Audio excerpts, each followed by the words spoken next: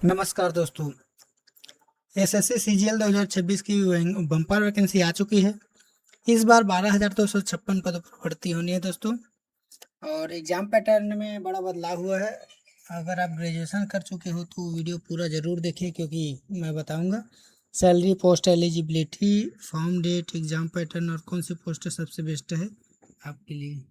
तो अंत तक ज़रूर बने रहिएगा दोस्तों। ये एसएससी सीजीएल 2026 का नोटिफिकेशन यहाँ है, यहाँ देख सकते हैं हम। दोस्तों, ये एसएससी सीजीएल 2026 का नोटिफिकेशन है, यहाँ आप देख सकते हैं 21 तारीख को अपलोड हुआ है। और फॉर्म भी 21 तारीख से ही आवेदन डलना शुरू हुआ है दोस्तों। Dates for submission of online application यहाँ 21/5/2026 से लेके 22/6/2026 तक ये आपका फॉर्म डलेगा दोस्तों। और last date and time for receipt of online application का क्या रहेगा, 22 तारीख रहेगा दोस्तों। ये जो लास्ट डेट दिया है वो। फिर last date and time for making online fee payment, मतलब आपको पंजीयन जो है 22 तारीख तक कर सकते हैं। उसके एक दिन बाद आप फीस का पेमेंट कर सकते हैं। अगर मतलब फॉर्म अप्लाई अब कब तक करना है, 22 तक आप फॉर्म अप्लाई कर लिए रहेंगे और पेमेंट अगर बच गया रहेगा सर्वर डाउन के कारण, तो आप अगले दिन उसका पेमेंट कर सकते हैं। फिर आता है dates of window for application correction, मतलब करेक्शन के लिए जो आपका विंडो कब खुलेगा, यहाँ देख सकते हैं 29/6/2026। क्या 29/6/2026? 29/6/2026 को आपका करेक्शन के लिए खुलेगा और 1 तारीख तक वो करेक्शन चलता रहेगा। फिर हमारे एग्ज़ाम के बारे में अब देखते हैं। यहाँ जो है Tier 1, मतलब पहला चरण का एग्ज़ाम कब होगा हमारा, अगस्त सितंबर में होगा। अगस्त सितंबर में 2026 में ही आपका एग्ज़ाम रहेगा। और जैसे ही इसका Tier 1 का रिजल्ट आता है, उसके बाद हमारा Tier 2 का एग्ज़ाम रहेगा कब, दिसंबर 2026 में रहेगा दोस्तों। अब देख लेते हैं पोस्ट डिटेल को। यहाँ जो है पोस्ट का नाम देख सकते हैं। क्या कहते हैं, पहला पोस्ट क्या है हमारा, असिस्टेंट ऑडिट ऑफिसर है ना। तो इसमें क्या बोला गया, ये कहाँ लगेगा हमारा, मिनिस्ट्री या डिपार्टमेंट या फिर ऑफिस कौन सा लगेगा इसका, Indian audit and accounts department under of comptroller and auditor general of India, मतलब कैग के अंडर आएगा। ठीक है। और क्लासिफिकेशन क्या है इसका पोस्ट का, ये ग्रुप बी का पोस्ट है दोस्तों। इसमें जो है एज हमारा कितना बोला गया है, 18 से 30 साल। किसके लिए, असिस्टेंट ऑडिट ऑफिसर के लिए है ना, सेंट्रल कैडर है ये। फिर आता है सेकंड पोस्ट का हमारा है असिस्टेंट ऑडिट ऑफिसर, ये हमारा होता है स्टेट कैडर के लिए। क्या वो सेंट्रल गवर्नमेंट के अंदर में आएगा, सेंट्रल कैडर है। और ये हमारा स्टेट गवर्नमेंट का स्टेट कैडर। ठीक। तो इसमें क्या बोला गया है, ये भी आपका कैग के ही अंदर आता है। ठीक। और ये भी ग्रुप बी का ही क्या है, पोस्ट है। इसमें भी एज क्राइटेरिया कितना बोला गया है, 18 से 30 साल। और फिर अगला पोस्ट है हमारा assistant accounts officer, assistant accounts officer, ये भी हमारा सेम ही पोस्ट है। अच्छा, ये ऑडिट का है, ये अकाउंट ऑफिसर है ना, अकाउंट्स ऑफिसर। ठीक, थोड़ा सा अंतर है। ये भी हमारा कैग के अंडर ही में ही रहता है और ग्रुप बी का ही पोस्ट है। एज का सेम ही है ये तीनों का, यहाँ देख सकते हैं।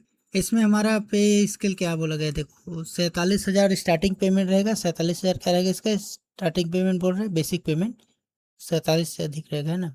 और ये जो पे लेवल 7 का जो ये पोस्ट है हमारा नीचे जो दिया है ये है ना, इसमें 44,900 से स्टार्टिंग पेमेंट है। ठीक।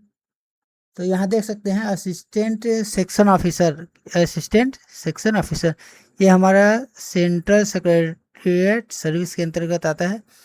इस पोस्ट का जो कैटेगरी कौन सा है, बी कैटेगरी का है। इसमें 20 से 30 साल के मतलब अभ्यर्थी इसमें आवेदन कर सकते हैं। ठीक। फिर आता है असिस्टेंट सेक्शन ऑफिसर, ये भी सेम ही पोस्ट है। ये इसका जो है विभाग बदलेगा, इंटेलिजेंस ब्यूरो में आएगा, किसमें, आईबी में आएगा। ठीक। तो इसमें एज क्राइटेरिया हमारा क्या बोला है, मिनिमम 18 साल, कितना, मिनिमम 18 साल और अधिकतम 30 साल बोला गया है। फिर अगला है हमारा असिस्टेंट सेक्शन ऑफिसर, ये भी सेम ही है। ये बस मिनिस्ट्री इसका चेंज हुआ है, मिनिस्ट्री ऑफ रेलवे के अंतर्गत काम करेगा। ये ग्रुप बी का पोस्ट है। इसमें 20 से 30 साल तक दिया गया है एज क्राइटेरिया। और एक और है असिस्टेंट सेक्शन ऑफिसर, ये क्या है, मिनिस्ट्री ऑफ एक्सटर्नल अफेयर, इसके अंतर्गत रहेगा। इसमें भी एज क्राइटेरिया 20 से 30 साल रखा गया है। फिर है असिस्टेंट सेक्शन ऑफिसर, AFHQ में आता है। ठीक। इसका जो है एज क्राइटेरिया 20 से 30 साल का है और ये भी ग्रुप बुक बी का ही पोस्ट है। असिस्टेंट सेक्शन ऑफिसर ये हमारा है ministry of electronics and information technology में। ये 18 से 30 साल के कैंडिडेट इसमें आवेदन कर सकते हैं। फिर आता है 7वां नंबर असिस्टेंट सेक्शन ऑफिसर, है ना, असिस्टेंट सेक्शन ऑफिसर। ठीक, ये हमारा होता है अदर मिनिस्ट्रीज और डिपार्टमेंट या फिर ऑर्गेनाइजेशन में ये काम करेगा। ये ग्रुप बी क्या पोस्ट है, इसमें हमारा क्या है 18 से 30 साल का एज इसमें भी बोला गया है। फिर आता है इनका इंस्पेक्टर ऑफ इनकम टैक्स, ये आएगा CBDT के अंतर्गत। ठीक, तो central board of direct taxes के अंदर। ठीक हो गया, ये ग्रुप बी का पोस्ट है, इसमें 18 से 30 साल का एज क्राइटेरिया रहेगा हमारा। अब ये लास्ट में हमारा क्या है 9th नंबर का पोस्ट जो है इंस्पेक्टर, किसका इंस्पेक्टर, सेंट्रल एक्साइज, सेंट्रल का जो है एक्साइज का इंस्पेक्टर, है ना। तो इसके लिए हमारा क्या है ये CBIC के अंतर्गत काम करता है ये, इसमें 18 से 30 साल का उम्र इसमें भी बोला गया है। अगला देखते हैं अगला पोस्ट के बारे में। ये 10वां पोस्ट का है इंस्पेक्टर प्रिवेंटिव ऑफिसर और इंस्पेक्टर एग्जामिनर, इसका तो नहीं दिया गया है। एज क्राइटेरिया लगभग सेम ही होगा, 9वां और 10वां और 11वां तीनों का। ठीक, फिर आता है 12वां नंबर, क्या 12वां नंबर असिस्टेंट इन्फोर्समेंट ऑफिसर। ठीक, जो है असिस्टेंट इन्फोर्समेंट ऑफिसर, है ना। तो ये हमारा जो है डायरेक्टोरेट ऑफ इन्फोर्समेंट डिपार्टमेंट के अंतर्गत काम करता है, रेवेन्यू। ठीक, तो इसमें हमारा एज है 18 से 30 साल और सब इंस्पेक्टर का एज जो है हमारा इसमें 20 से 30 साल होना चाहिए। इंस्पेक्टर पोस्ट के लिए हमारा 18 से 30 साल का उम्र रहना चाहिए। और एक और इंस्पेक्टर पोस्ट है जो सेंट्रल ब्यूरो ऑफ नारकोटिक्स में काम करेगा, उसके लिए हमारा 18 से 30 साल की उम्र रखा गया है। ये हो गया। फिर आता है अगला, है ना, पे लेवल 6 के अंतर्गत काम करने वाली जो कर्मचारी है ना, जिनकी वैकेंसी होनी है। तो यहाँ बोला गया है असिस्टेंट सेक्शन ऑफिसर, ये अदर मिनिस्ट्री में काम करेगा ना, ये 18 से 30 साल बोला गया है। फिर सेकंड नंबर क्या है, हाँ ये एक्साइज असिस्टेंट जो है ना, ये भी 18 से 30 साल है। और रिसर्च असिस्टेंट जो नेशनल ह्यूमन राइट्स में काम करेगा, वो है 18 से 30 साल उनका एज क्राइटेरिया है। और डिविजनल अकाउंटेंट का है 18 से 30 साल का। सब इंस्पेक्टर का 18 से 30 साल का एज क्राइटेरिया है, मतलब लगभग सभी का 18 से 30 साल तक, है ना। ये हमारा ये पोस्ट है जूनियर स्टैटिकल ऑफिसर, मतलब JSO जिसे बोलते हैं। 18 से 32 साल, इसमें 2 साल का एक्स्ट्रा दिया गया है ना। बाकी एज को आप देख लेंगे, है ना, इसमें सबका तो दिया गया है। ऑडिटर का जो है कम एज बोला गया है, ऑडिटर जो है इसमें के अंतर्गत दोनों काम करेंगे, है ना। इसमें 18 से 27 साल का बोला गया, कितना 18 से 27 साल का, है ना, ऑडिटर के लिए। अभी भी पोस्ट कुछ पोस्ट के नाम बचे हैं ना डिटेल देखने। ये हमारे ऑडिटर का था तो देख रहे थे, इसमें 18 से 27, मतलब ऑडिटर की जितने पोस्ट है वो 18 से 27 के एज क्राइटेरिया बोला गया है। तो ऑडिटर हो गया, अकाउंटेंट हो गया, और हमारा अकाउंटेंट जूनियर अकाउंटेंट। ठीक, इसका है ना। फिर आता है एक लेवल 4 का पोस्ट, है ना, लेवल 4 कैटेगरी का पोस्ट है हमारा, इसमें पेमेंट इसमें कम रहेगा। पोस्टल असिस्टेंट sorting असिस्टेंट, ये कि इसका जो है एज है 18 से 27 होना चाहिए। तो मतलब लेवल 4 का जितने भी आपका रहेगा, इसका जो एज जो है एज क्या है 18 से 27 साल का ही रहेगा। तो सीनियर सेक्रेटरीट असिस्टेंट हो गया, या सीनियर एडमिनिस्ट्रेटिव असिस्टेंट हो गया, टैक्स असिस्टेंट या सब इंस्पेक्टर, ये पोस्ट के लिए 18 से 27 साल। ठीक होगी, एज क्राइटेरिया देख लिए, है ना। अब देखेंगे इसका क्वालिफिकेशन, है ना, वैकेंसीज और रिजर्वेशन के बारे में। अब इसमें वैकेंसी में आवेदन करने के लिए जो है आपका जो उम्मीदवार को, है ना, कैंडिडेट को कहाँ का होना चाहिए, इंडिया का होना चाहिए, या फिर सब्जेक्ट ऑफ नेपाल होना चाहिए, या भूटान रहेगा वो भी डाल सकता है। और a person of Indian origin who has migrated from Pakistan, Burma, Sri Lanka, east America countries, मतलब कुछ ये जो देश का नाम दिया है उससे मतलब इंडियन ओरिजिन का होना चाहिए, जो वहाँ से पाकिस्तान से वापस आए हो, है ना, माइग्रेट किए हो, पाकिस्तान, बर्मा, ये जो देश का नाम दिया उससे, है ना। ठीक हो गया। अब एज लिमिट में हमारा तो देख लिए है 18 से 27 साल का, और 20 से 30 और 18 से 30 ऐसा करके दिया गया है एज लिमिट में। अब इसमें एज लिमिट तो हो गया, फिर अब इसमें छूट भी दिया जाएगा। तो छूट के बारे में देख लेते हैं। छूट मतलब एज रिलैक्सेशन, है ना। तो 18 से 27, 18 से 30, 20 से 30 और 18 से 32 ऐसा एज क्राइटेरिया है।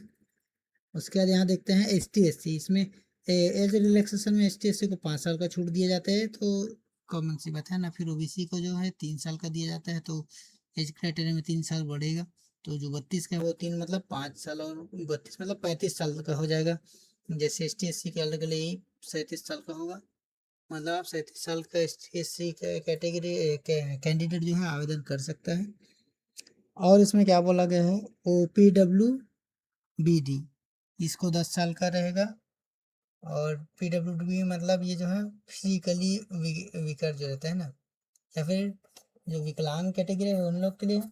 और विकलांग कैटेगरी के साथ साथ अगर OBC कैटेगरी में ही भी है तो 13 साल का छूट दिया जाएगा, और जो भूतपूर्व सैनिक है उनके लिए 30 साल का रहता है। और ST/SC का जो है विकलांग है तो 15 साल का दिया जाएगा, उसमें आरक्षण मतलब उम्र में छूट, आरक्षण नहीं, उम्र में छूट। तो इसमें और कुछ कुछ नियम है, यहाँ देख सकते हैं। डिफेंस पर्सनल के लिए हमारा 3 साल का एज में छूट दिया रहेगा, अधिकतम एज में। और डिफेंस पर्सनल जो डिसेबल हो चुके हैं उनके लिए 8 साल का छूट दिया जाएगा।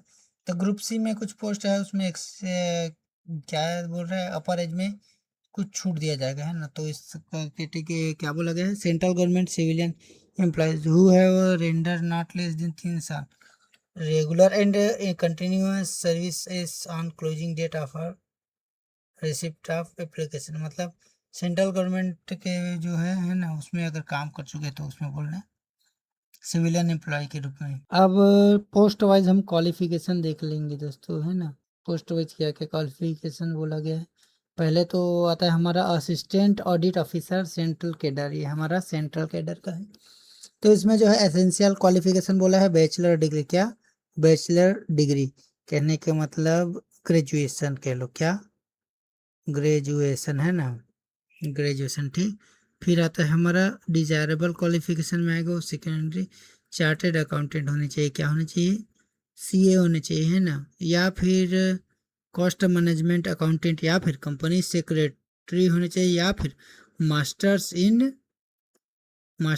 इन कॉमर्स बोला गया, क्या बोला गया है, M.Com किया रहा हो, क्या M.Com कंप्लीट कर चुका हो, या फिर बिजनेस स्टडीज में मास्टर किया हो, ये आपका दिया गया है ना।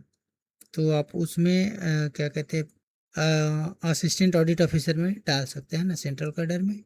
अब अगला देखते हैं क्या है, assistant audit officer state cadre, वो तो सेंट्रल कैडर था, ये हमारा स्टेट कैडर।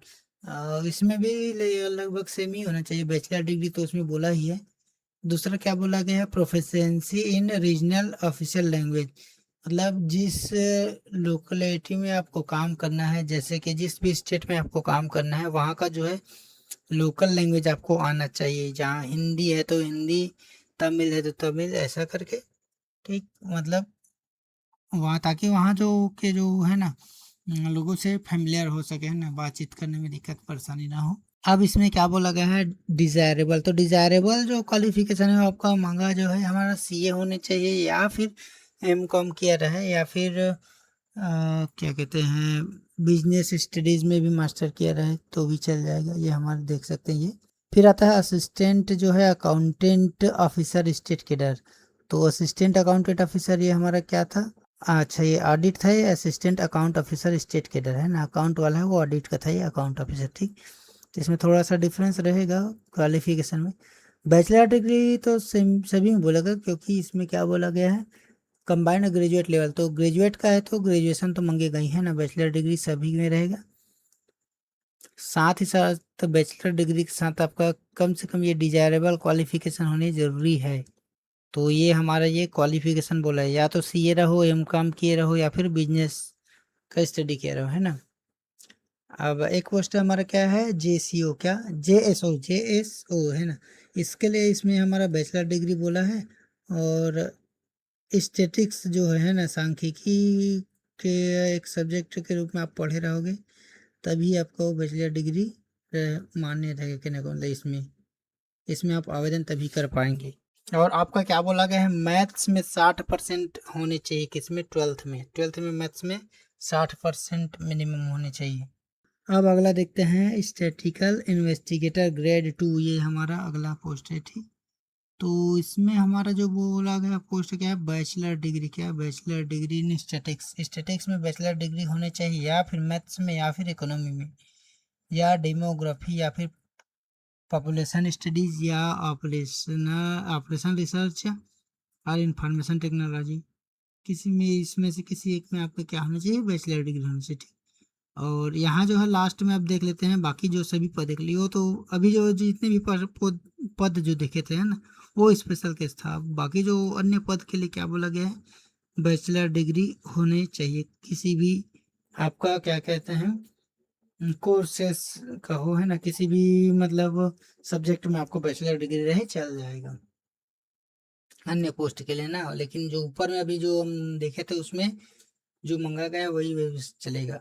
अब यहाँ स्कीम ऑफ एग्जामिनेशन देखते हैं, मतलब इसका परीक्षा कैसा होगा क्या रहेगा, है ना। तो इसमें हमारा जो है पेपर जो हमारा टीयर 1 और टीयर 2 होगा, मतलब 2 पेपर होंगे समझ लो, 2 चरणों में होगा, किसमें 2 चरणों में। तो टीयर 1 का जो है ना सितंबर के आसपास होगा, और ये टीयर 2 का हमारा दिसंबर में पेपर होगा। अब इसमें जो है हमारा पेमेंट कितना लगेगा दोस्तों, जैसे ऑनलाइन यदि आवेदन करते हो तो इसमें केवल 100 रुपये चार्ज है। कितना रुपया, 100 रुपये चार्ज है ना। तो क्या कहते हैं 100 रुपये जो है ना, 100 रुपये किसके लिए, पुरुषों के लिए, किसके लिए, पुरुषों के लिए, है ना। और महिलाओं के लिए क्या है, महिलाओं के लिए 0, कितना, 0 रुपीज़, ठीक। एसटी, एससी और एसटी के लिए 0, और एसटी एससी हो गया। और पीडब्ल्यूडी कह लो, क्या पीडब्ल्यूडी के लिए हमारा ये भी 0 है ना, इनको छूट दिया जाता है फीस में, हो गया। फिर अब आगे देखते हैं ना, क्या कहते हैं इसमें हमारा टीयर 2 और टीयर 1 में क्या क्या सब्जेक्ट वगैरह रहेगा उसको देखेंगे। तो इसमें नंबर जो है किस हिसाब से रहेगा देख लेते हैं। इसमें क्या बोला गया है, स्कीम ऑफ टीयर 1 एग्जामिनेशन, मतलब पहले टीयर 1 का एग्जामिनेशन का स्कीम कैसा रहेगा। तो इसमें 4 सेक्शन में बढ़ गया है, इसको बांटा गया 4 सेक्शन में। पहला तो हमारा होता है जनरल इंटेलिजेंस एंड रीजनिंग, तो इसमें 25 क्वेश्चन रहेंगे। 25 नंबर ऑफ क्वेश्चंस कितने रहेंगे, 25 बोल रहे हैं। तो 25 क्वेश्चन रहेगा जो कि मिनिमम मार्क्स 50, कितने नंबर का, 50 नंबर का, है ना। मतलब 25 दूनी 50, मतलब 2-2 नंबर का रहेगा एक क्वेश्चन। फिर आता है जनरल अवेयरनेस, मतलब सामान्य ज्ञान कह लो, तो ये भी 25 क्वेश्चन रहेगा इसमें, मतलब जनरल अवेयरनेस का 25 क्वेश्चन, जो प्रत्येक क्वेश्चन हमारा 2-2 नंबर का रहेगा। फिर आता है क्वान्टिटेटिव एप्टीट्यूड, मतलब ये मैथ्स रीजनिंग से रिलेटेड रहेगा, है ना। तो तर्क शक्ति वाला, इसका भी 25 क्वेश्चन ही दिया जाएगा, तो जो कि प्रत्येक 2 नंबर का रहेगा, तो 50 नंबर इसमें भी रहेगा। फिर आता है इंग्लिश कंप्रहेंशन, तो इंग्लिश कंप्रहेंशन से भी 25 क्वेश्चन ही आएंगे 50 नंबर का, ठीक। और इसमें जो है टाइम कैसे इसको बांटा गया देख लेते हैं। 1 hour with section timer of 15 minute for इस सब्जेक्ट, मतलब इसमें जो है प्रत्येक सब्जेक्ट के लिए 15 मिनट का सेक्शन दिया रहेगा। तो 15 चौक 60 मिनट, मतलब 1 घंटा हो गया, है ना। 1 our and 20 minute with section timer of 15 + 5 + 20 minute for each subject for the candidate. अच्छा, इसमें जो बोला गया है स्क्राइब के लिए, किसके लिए, स्क्राइब के लिए जो लिख नहीं सकते हैं ना, जो इसके लिए एक स्क्राइब लगेगा, लिपिक, तो उन लोगों के लिए थोड़ा टाइम जो है ज़्यादा दिया गया है 20 मिनट का। अब ये तो हमारा टीयर 1 हो गया। टीयर 1 जो है हमारा ऑब्जेक्टिव टाइप का क्वेश्चन रहेगा बोला गया है। फिर हाँ, टीयर 1 में क्या बोला गया है, नेगेटिव मार्किंग, कितना, नेगेटिव मार्किंग 0.5 है ना, तो 1/2, क्या 1/2 कह लो। तो एक क्वेश्चन में आधा नंबर कटेगा, 2 क्वेश्चन में 1 नंबर कटेगा, मतलब 2 क्वेश्चन अगर गलत करते हो तो 1 नंबर कट जाएगा, और एक क्वेश्चन अगर गलत करोगे तो आधा नंबर। अब देख लेते हैं टीयर 2 कितना, क्या टीयर 2, तो टीयर 2 को थोड़ा ध्यान से देखेंगे, है ना। इसमें थोड़ा सा अलग टाइप का है बंटवारा जो है ना। तो टीयर 2 में हमारा क्या है, स्कीम ऑफ टीयर 2 एग्जामिनेशन देखते हैं। ये हमारा पेपर 1 क्या रहेगा, पेपर 1, ये हमारा पेपर 1 टीयर 2 का पेपर 1। इसमें क्या बोला गया है, सेशन 1 जो है 2 घंटा 15 मिनट का रहेगा। सेक्शन 1 के अंतर्गत इसमें आएगा हमारा सब्जेक्ट, सेक्शन 1 क्या है, मैथमेटिकल एबिलिटीज़ और रीजनिंग एंड जनरल इंटेलिजेंस।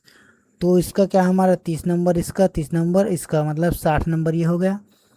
मतलब 60 क्वेश्चन हो गया, कितना, 30 क्वेश्चन इसमें 30 क्वेश्चन इसमें का, मतलब दोनों का 30-30 60 क्वेश्चन हो गया। और 60 क्वेश्चन जो है प्रत्येक क्वेश्चन 3 नंबर का रहेगा, तो 180 नंबर, कितना नंबर, 180 नंबर रहेगा। और इसमें 1 घंटा का समय दिया रहेगा, तो 30 मिनट फॉर इच सब्जेक्ट, मतलब इसमें इसका 30 मिनट में सॉल्व करना है, इसको भी 30 मिनट में ही सॉल्व करना है, ठीक। ये तो हमारा हो गया पेपर 1, एक पेपर हुआ। और पेपर 1 का ही है ये, पेपर 1 का सेक्शन 1 था वो ना, ये पेपर 1 का सेक्शन 2 है।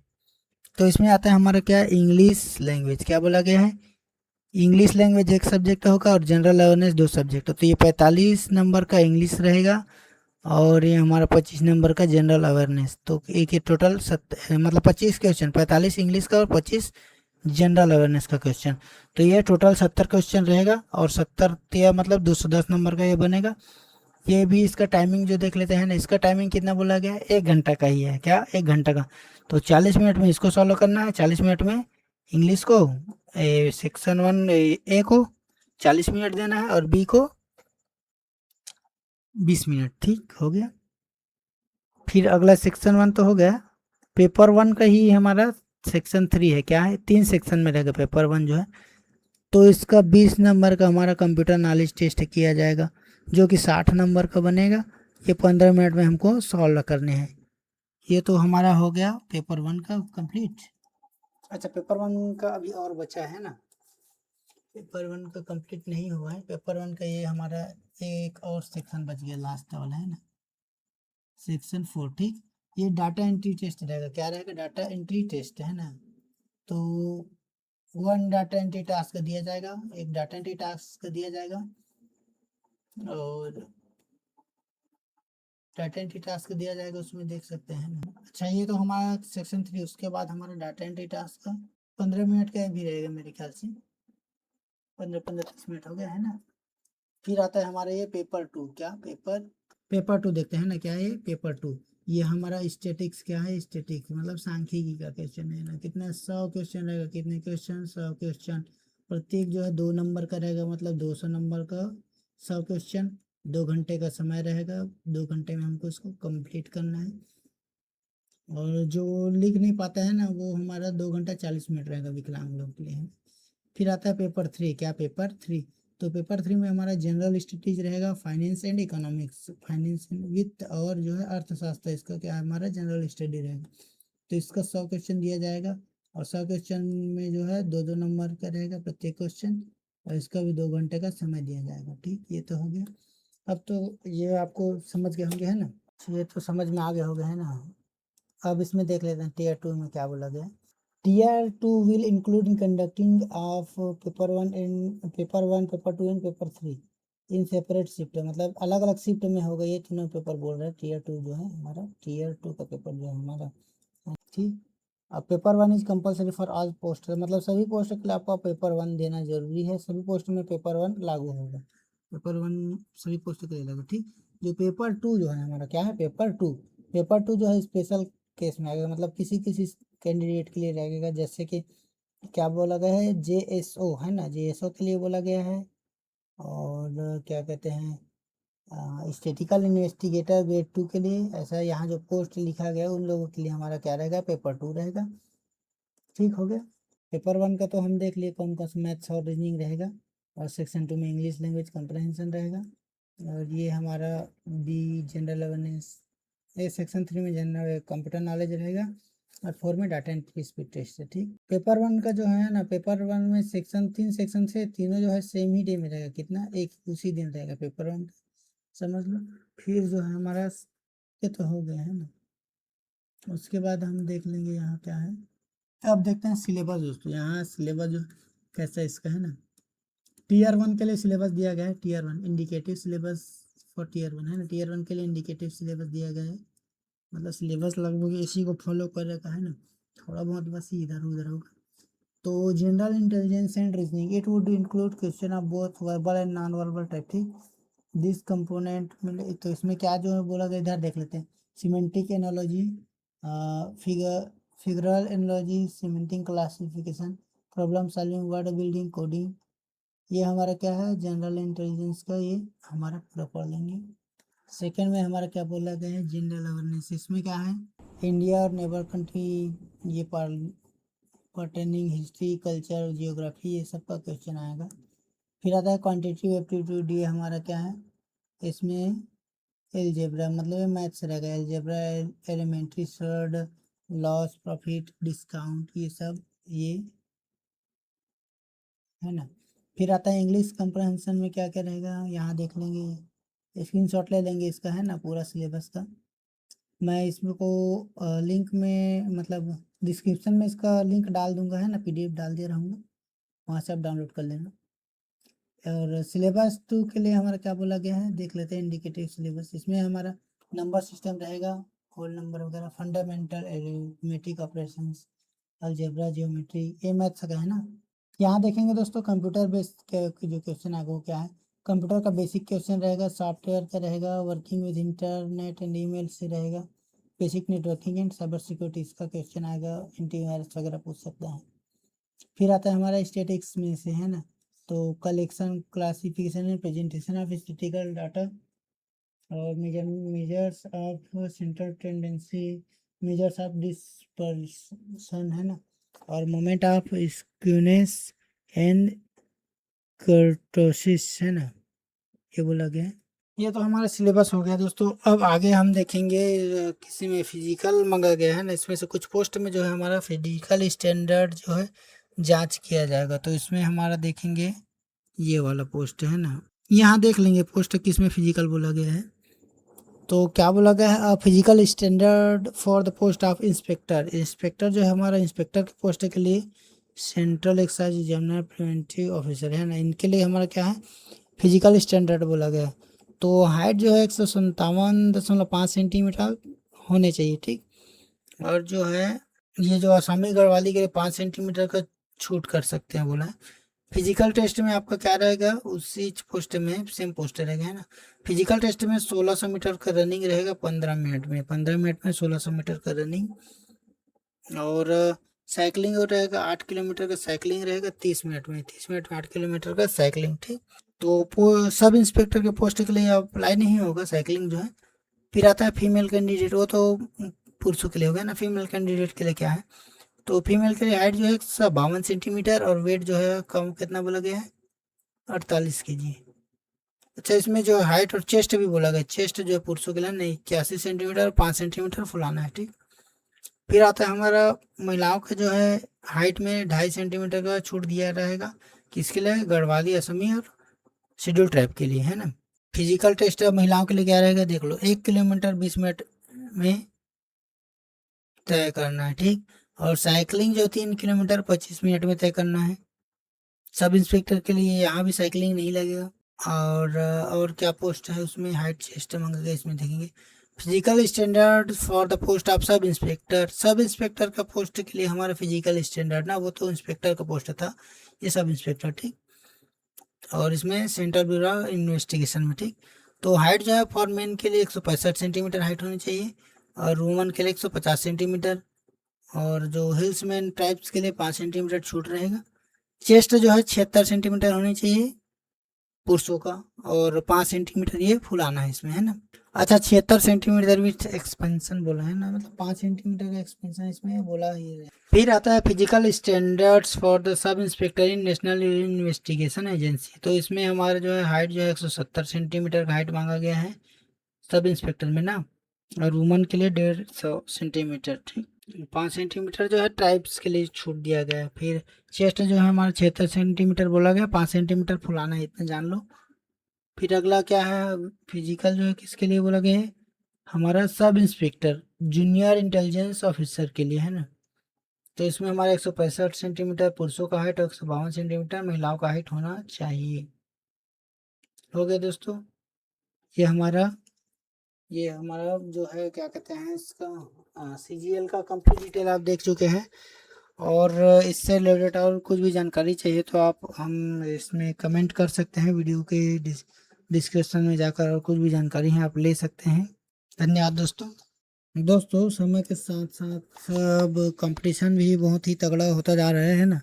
इसमें फॉर्म जो है लाखों बच्चे भरने वाले हैं, तो तैयारी जो है आपको अच्छे से रखनी होगी। स्मार्ट प्रिपरेशन जरूरी है और कंसिस्टेंसी सबसे ज़्यादा जरूरी है ना। जो है कंसिस्टेंसी को आप अपना बना कर रखिए, और डेली आप जो है अपना सब्जेक्ट वाइज जो है फिक्स टाइम कर लीजिए, इतने टाइम तक इसको पढ़ना है। जैसे कि आपका मैथ्स को है 2 घंटे का टाइम दे दीजिए, 1 घंटे तक रीजनिंग की तैयारी कीजिए और 1 घंटे इंग्लिश को दीजिए, और 30 मिनट के लिए करंट अफेयर, कितना डेली 30 मिनट करंट अफेयर, है ना। यहाँ देख सकते हैं 2 घंटा क्या है मैथ्स को देना है और 1 घंटा रीजनिंग को और 1 घंटा क्या है इंग्लिश को, ठीक।